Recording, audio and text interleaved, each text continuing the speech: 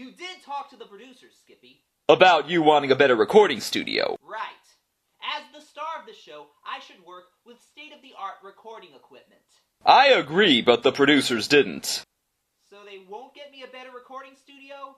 No, but they will get a bullhorn and a parrot! It's time for Tony DuMont's Random Reviews, where things other than game shows are game to be shown. And here's our host, the most random reviewer in the room, Tony DuMont! Thank you, everybody! Thank you watching online, and thank you, Skippy! Welcome to Tony DuMont's Random Reviews. This is the very first installment of a whole new series where I will be looking at pretty much anything other than game shows. Yes, I do have other interests. And why am I broadening my horizons this way? Well, I won't go into details. I'm only going to say it determines whether or not I have to clean Skippy's house in a wedding dress. So, on with the show. I'll be reviewing this Pez dispenser shaped like Fred Flintstone. Oh. I'll be reviewing this Mets cap. See? I'll review this windmill with the American flag on it. I got it at a July 4th parade. Oh. Right, this isn't show and tell. Well, back to square one. Wait, I've got it! I'll review square one! As in Square One TV, as in arguably the best children's TV show about mathematics ever made. The show, which aired weekdays on PBS for 5 seasons, from January 1987 to October 1994, was created by the Children's Television Workshop in response to a supposed math crisis of the mid-1980s, with U.S. school children of the time not doing well in math. So a CTW created the Electric Company in the early 1970s to encourage literacy, and 3-2-1 Contact in the late 1970s and early 1980s to promote science. They created Square One TV in order to improve math and problem-solving skills among 8 to 12-year-olds. Square One TV was CTW's most expensive effort at the time. The first season alone had a budget of $16 million for 75 episodes, which amounts to an average of more than $210 grand per episode. And what did that money buy? Suffice it to say, this show had quite a lot to offer. Like the aforementioned CTW shows, Square One follows a half-hour magazine format with a mix of sketches, songs, animation, and whatnot. The theme here is that it's supposed to be patterned after television programming because that's the language that their target audience understood best. In fact, the working title was The Following Program. So most of the material comes in the form of TV parodies, frequently of shows that are less likely to be recognized by the children watching than their parents, which CTW has been doing since Sesame Street, throwing in pop culture references and jokes that would appeal to parents and older siblings, so they would gladly watch as well. Square One, consisting mainly of spoofs, does this to a far greater extent than any other CTW series. Warning, if you take a shot every time Square One drops a cultural reference, chances are you would succumb to blood alcohol poisoning halfway through one episode, so I do not recommend it. There, I said it, please do not sue, I'm working with a very limited budget. The best-known recurring parodies include Cabot and Marshmallow, the Faulty Towers spoof Nobody's In, General Math Piddle, a medical soap where the patients are numbers and shapes, Late Afternoon with David Numberman, the panel game What's My Number, Math Man, Math Court, Math Net, Mathathon, Math Brigade. Okay, you can sense a theme here. They really push the math. Yet the show is so entertaining that we don't mind. This is edutainment at its best. Ironically, Square One was commonly criticized for being too entertaining. People thought that if children enjoyed the show too much, they wouldn't really learn anything. But Square One TV proved them wrong, at least for me. Square One TV's 3 goals, according to its teacher's guide, were to promote a positive attitude toward mathematics, to demonstrate and encourage problem-solving techniques, and to present math in an interesting and meaningful manner. The show clearly succeeded at all 3, showing not only how to do math, but how to use it in your everyday life. One of their major elements was emphasizing the difference between math and mere arithmetic. Symmetry. Symmetry. Brought to you by Geometry, another division of mathematics. It's more than just arithmetic. And while they demonstrated calculation, they also let viewers know when and where it was okay to estimate, making the distinction between that and mere guesswork. 20 pounds of bananas at 49 cents for each pound is a little less than $10. And they did show various methods of solving problems, mathematical or otherwise, usually in the same sketch. Plus, they encouraged the audience to participate, leaving some problems for them to solve on their own. But was Square One TV as entertaining as everyone said? Is the Pope Catholic? Is Richard Gere a Buddhist? Is Tom Cruise a wacko? First, let's go over the sketches. They are performed by a diverse cast of 7, Cynthia Darlow, Chris Franco, Arthur Howard, Louisa LeChin, Beverly Mickens, future Emmy winner Reggie Cathy, and Larry Cedar, who seem to be the cast MVP, usually getting the lead parts. The cast members really gel together, while retaining their individuality and each getting their own chance to shine. And it is noteworthy that of all 7, 6 of them stayed for the entire run, with only one turnover in the 5th and final season, Louisa leaving and being replaced by stage veteran Priscilla Lopez. That's more consistency than can be said for a lot of sketch shows. Aside from the skits and spoofs, there are many other great bits, like the music videos. There were plenty of them in Season 1. The first sketch the show ever presented was the musical number That's Infinity, performed by the entire cast. This show tune about the notion of infinity was an appropriate way to start the series, not just because infinity is an important mathematical concept, but because it introduced the cast and set the tone for what was to follow. To further the point, for each of the 3 times the video was played in Season 1, it was followed throughout the episode by clips of the cast still singing the song. And on, and on, and on, and on, and on, and on, and on, and on, and on, and on, and on. Snap out of it, Tony! Oh. Other memorable music videos from Season 1 included Rappin' Judge, where Reg is, you guessed it, a rapping judge who uses math to solve a case. If only the Supreme Court could bust a rhyme like this. Someone on a skateboard has the power to cruise at just about 3 miles an hour. What that means, 60 minutes or so. 3 little old miles is all she can do. Also, there was 8% of My Love, about percentages, where Chris shows his girlfriend how his love is divided among other things. Now there's 9% for Miss Snodgrass, who tutors me in science. And add another 10% for the New York Football Giants. 4% for my mom and dad. 8% for my bike. 18 for my leather jacket, baby. If you don't like it, you can take a hike. 'Cause you still got 8% of my love. So he has more room in his heart for the New York Giants and his leather jacket than her. Ah, young love. Speaking of adolescent romance, there's the Motown-esque Graph of Love, where Beverly uses a line graph to record her feelings for her boyfriend from month to month. All these crests and troughs, enough to fill a whole season of Degrassi, but here, mercifully condensed into less than 3 minutes. You're carrying round a diagram. What did she say? Oh, diagram! Parents, watch out if your daughter starts to use charts. And Ghost of a Chance, seemingly a precursor to Saw, where a pizza deliverer is trapped in a haunted mansion full of dangerous traps. The math comes from demonstrating the chance of escaping each of them. There are 4 dusty bookcases right over there. One of them's a secret door. Go ahead and try one of them if you dare.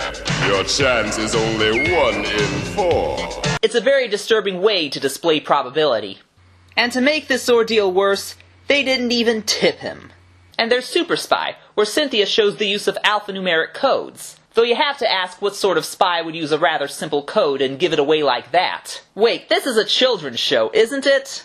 Another memorable song, more like a musical sketch, was Tony and the Togas, about a Phoenician rock star in ancient Rome who must learn Roman numerals to get through the song The Mathematics of Love. For Mom, we'll hug you tightly 5 times. I kissed you lightly, so goes. Ancient Rome may have been decadent, but they certainly had a good music scene.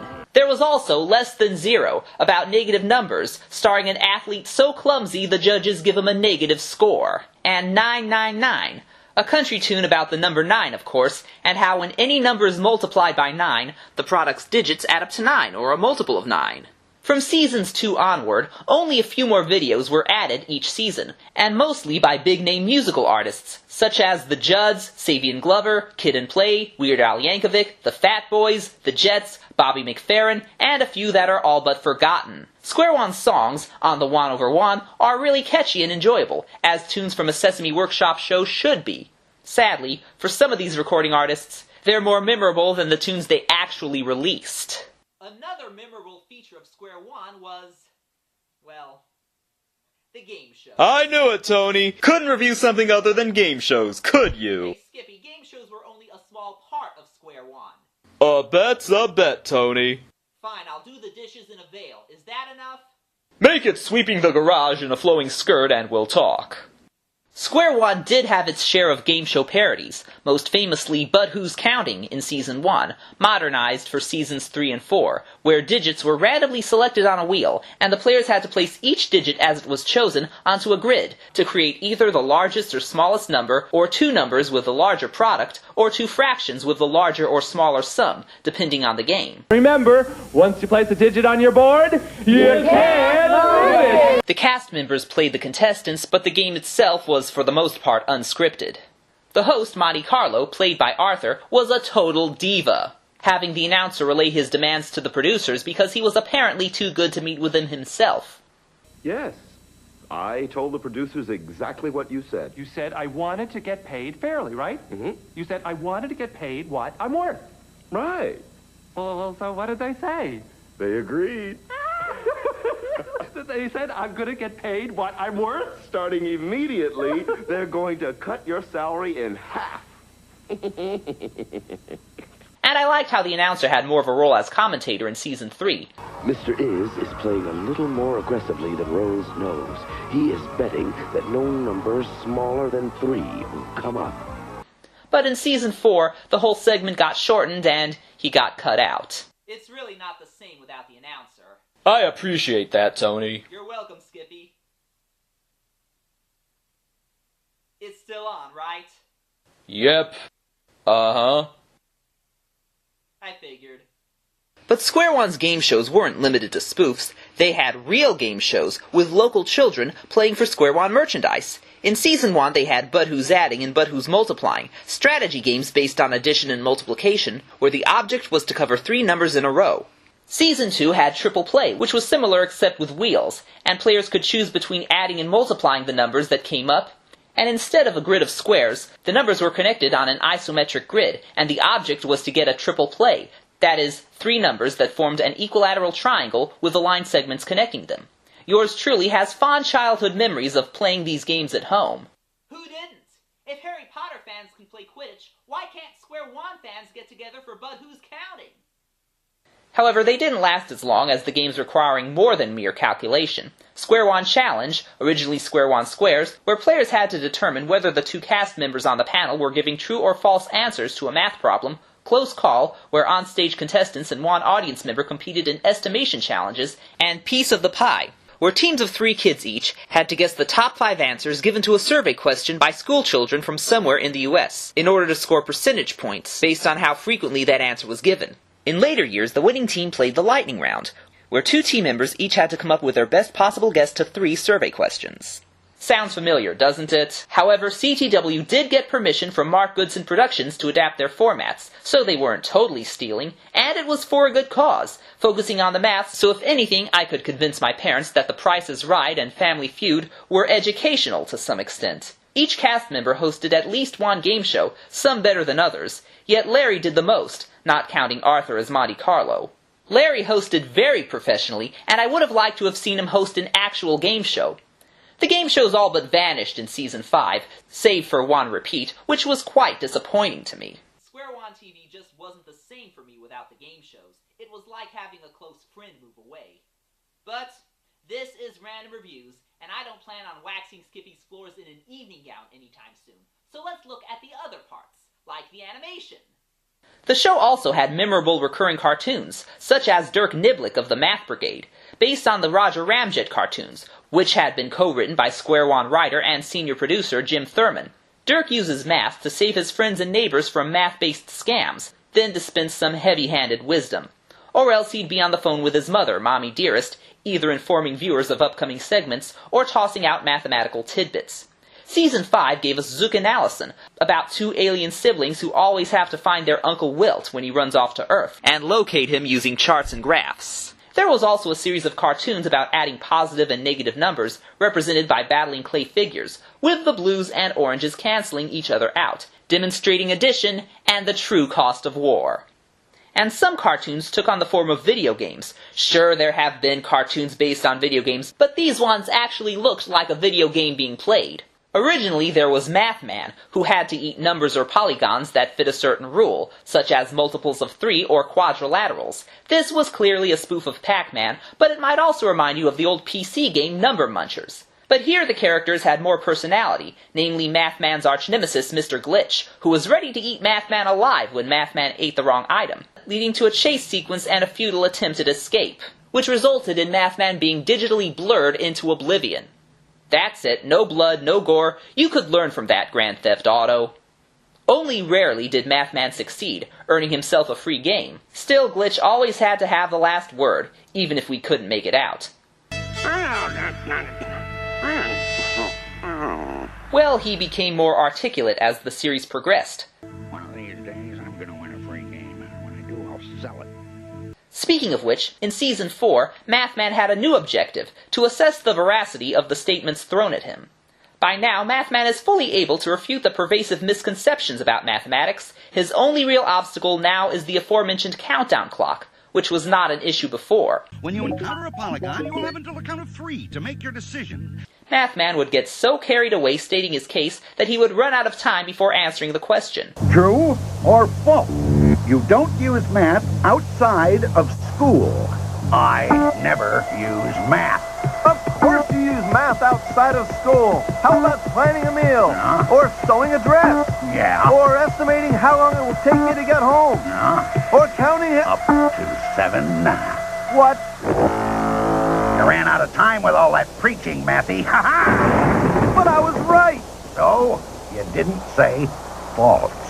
Way to go, Glitch, giving him enough rope to hang himself. And in addition to math, this part improves our vocabulary, referring to Glitch with all sorts of negative adjectives. And beware the venomous Mr. Glitch. He will eat you if you are wrong. And beware the appalling Mr. Glitch. Wrong. And beware the irrational Mr. Glitch. Oh, yeah. How do you do? And beware the evil Mr. Glitch. But really, what made him so evil? Just because he ate Mathman for failing, which was an all too frequent occurrence? That was just his job. Maybe he took a little too much pleasure in it, but can he help his taste? Was it because he made a few catty comments at some cocky number eater? Smart, Mathman. If you're that smart, how come you wound up getting eaten more than half the time? I guess it was because of that one instance.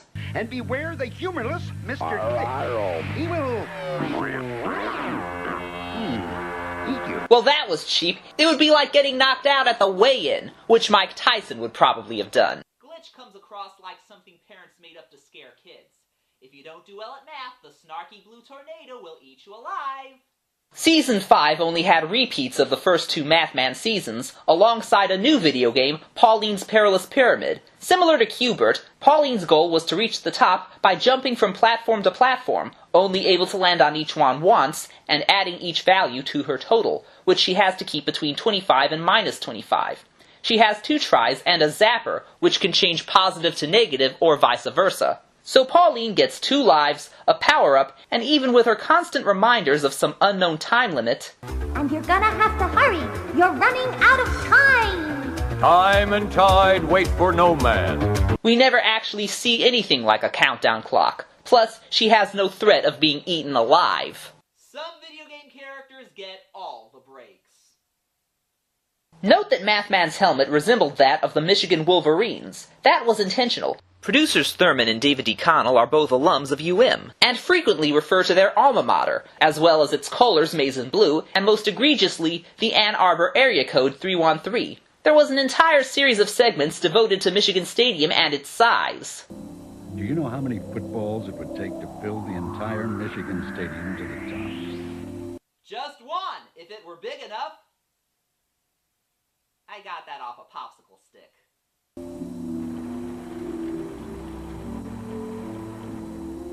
Yes, it would take about 173 million footballs to fill the Michigan Stadium. Hey, why don't we try it out ourselves? We'll get 173 million footballs and use them to fill the Michigan Stadium. Tony, I don't think this is going to work. Why not? For starters, where do we get all those footballs? Are there no football factories? And how are we going to keep them all inflated? We'll have the nation's unemployed do it. It'll really boost the economy. And how are we supposed to pay for all this? We'll convince some billionaire philanthropists it's for educational purposes. It really is. And how do we keep track of them all without losing count? Well, when there's a will, there's a way, right? Tony, where do you get these outlandish ideas? You gotta do something with your life. Other memorable bits included the one-sided phone conversations, where the person receiving the call was given a math problem, usually where following a series of steps resulted in a certain answer. Okay. Take any number. Got that. Add 5. Multiply by 2. Yep.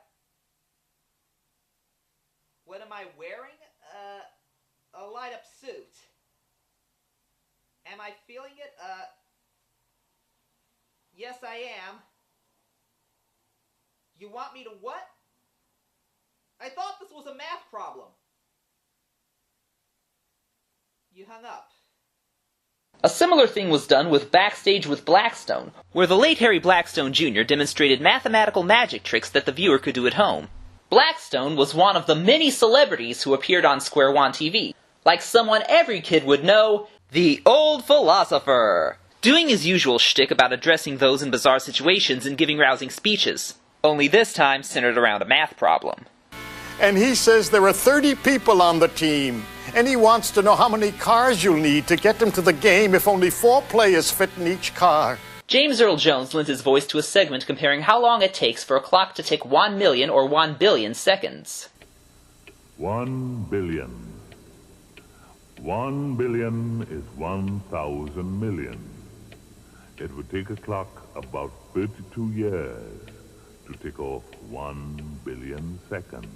With a voice like that, he could make even the driest factoid sound like a dramatic monologue. And who was that female voice doing the warning spots in Season 1? Remember, if you can keep your head while all about you are losing theirs, you'll be the only kid in the room with ears. It was Agent 99 herself, Barbara Feldon. There was also a series of bits where celebrities provided voices to their younger counterparts who explained why they needed math. I'll need to know statistics, probability, graphic representation, and plain old arithmetic. Yep, that Marv Albert was one of them. Too bad math couldn't keep him out of sex scandals. And there was downtown Julie Brown saying that math is cool. Mathematics, it's a mental tool. Use your head, it's super cool. And that was about it. Every time she appeared. Mathematics, it's a mental tool. Use your head, it's super cool. You know what else is super cool? Coming up with new dialogue instead of just changing the background. There were other enjoyable parts, such as the oops segments, where a common mathematical error was demonstrated a la a historic reenactment. Because of that tiny mistake, just look what happened. So Buster Keaton's entire film career was the result of misplaced decimal points. And there was Person on the Street, in which passers-by in the area were asked to define mathematical concepts, or else compute in terms of millions and billions, thus demonstrating the need for math education. A Google might be something like a gaggle, I guess. A gaggle is a gaggle of geese, so I guess a Google would be maybe just one goose. A Google is a bunch of giggles. I got an idea that a Google will be something from a jock who stole Undersea World thing that he would just bring up. Google? Well, this is like what a baby says. There are many other bits, too numerous to mention here, so I'll just stick to the show's de facto centerpiece, MathNet. Every episode ended with MathNet, a police procedural affectionately and accurately based on Dragnet, theme song and all. It concerns 2 LAPD mathematicians, the all-business Kate Monday and the wisecracking George Frankly, using math to solve crimes. Each episode was a 5-part cliffhanger airing over the course of 1 week of shows, ending with the customary epilogue. In Season 3, the Mathnetters were called to a case in New York and ended up staying there for the rest of the series. And the next year, Kate was replaced by George's new partner, Pat Tuesday. Who's next? Joan Wednesday? There's only 5 days left in the week and Friday's already been taken on the original. Mathnet was chock full of references, each episode usually patterned after a well-known story, like Rear Window or The Maltese Falcon. But it was still an engaging detective drama. Sure, it's quite absurd, but that was only part of its charm. I mean, they carried calculators in their holsters. And it is noteworthy that unlike most live-action shows aimed at children, this one had adults doing adult work as the heroes. But that didn't mean that the youngsters who came by weren't able to provide valuable assistance. There are only 2 sets of footprints here. How many feet did Grunt have, Jane? That's just it. Gorillas don't really walk on their hind legs like they do in the movies. They walk on all 4s. So there'd be sets of 4 prints. Originally, each Mathnet episode was about 10 minutes or so, but in later years, the viewers used their newfound math skills to determine that in a great many episodes, Mathnet often took up most of the show, sometimes more than 2/3 of the entire half hour, explaining why later seasons had fewer and fewer sketches per show, a fact with which I was not so thrilled. Not that I didn't like Mathnet, I just wanted to see more of Square One's other segments, but that's only a minor critique. Overall, Square One TV is a truly unique show. It adheres to and breaks the CTW mold.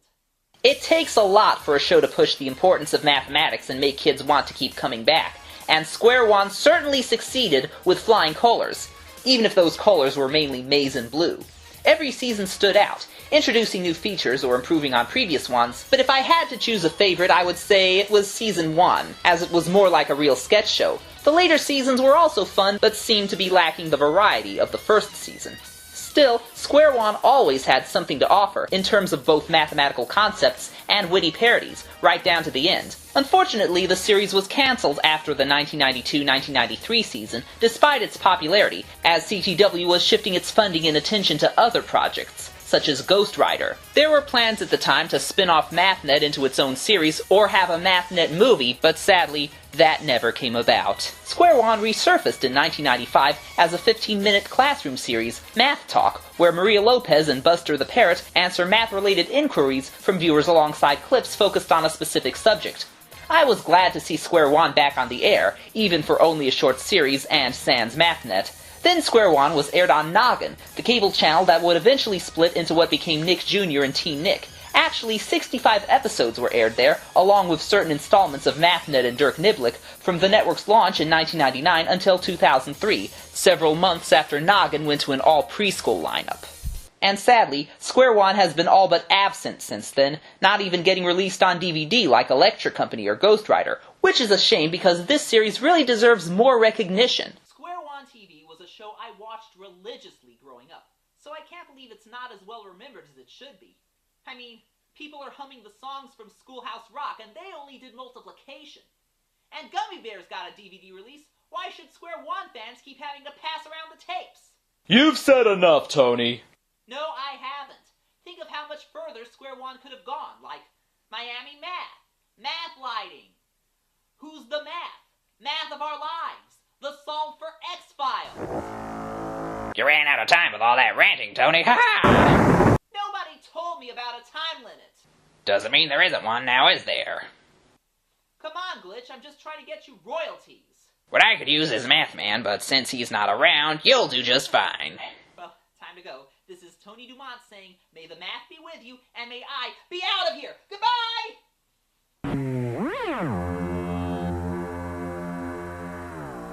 Oop-de-doo-doo-doo-doo. Oop-de-doo-doo-doo. Oop-de-doo-doo-doo-doo-doo-doo.